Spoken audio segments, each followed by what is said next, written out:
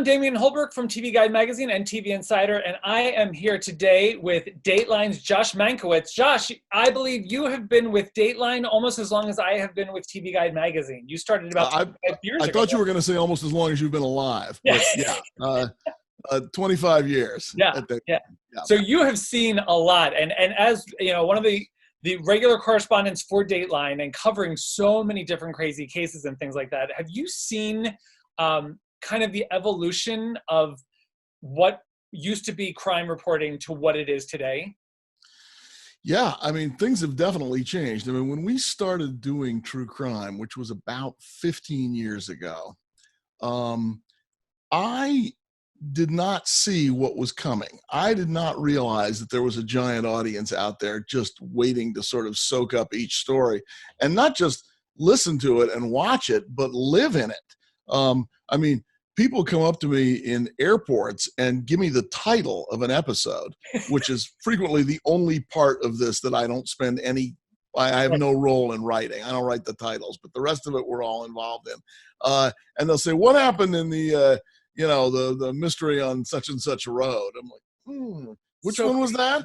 And people know everything about it.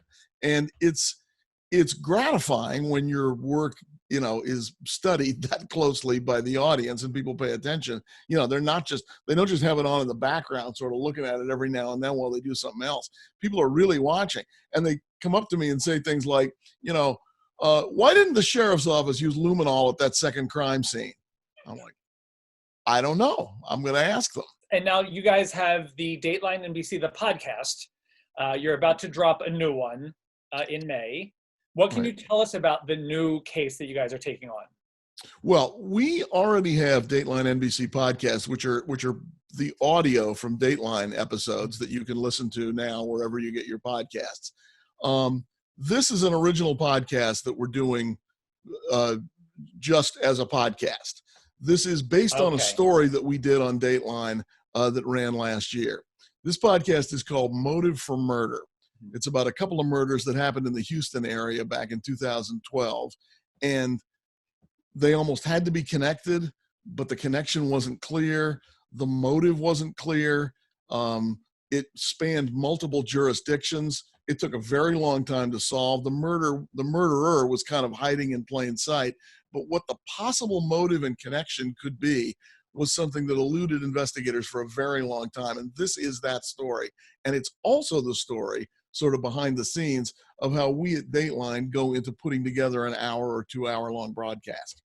And that's very cool, because I know in the first installment, you mentioned the producer of the show and how, she helps line up these, the interviews, and she finds the people, which I think is really cool because we haven't really gone behind the scenes of that stuff. And it takes a lot more work than just looking up some facts.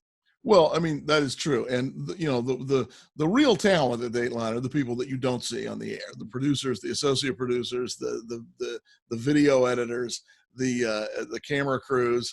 I mean, it's very much a team effort. And in this case, the producer of that particular Dateline broadcast, the one named Ann Priceman, she's also a character in the podcast. And so you'll hear from her a little bit about sort of pursuing this story, hearing about it, how we tried to get people to appear, how we try to book people to be on camera, and how we kind of followed the narrative from beginning to end, because Ann's absolutely at least an equal partner in all of that.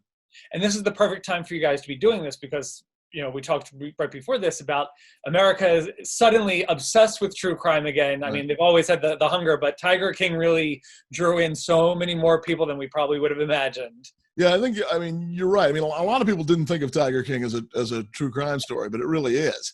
I think this is a good time for a brand new podcast. It's certainly a time when a lot of people are sitting at home waiting for something to pass the time with and sort of waiting for the doors to open.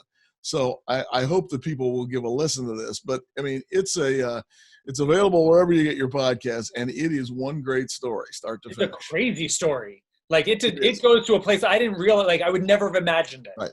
Yeah. Right. I mean, all the sort of traditional things that you think about in a murder if you're already a true crime fan. It's the husband, it's the wife, it's the boyfriend, it's the guy she's having an affair with, it's the woman he's having an affair with, it's that person's husband. Forget about all of that.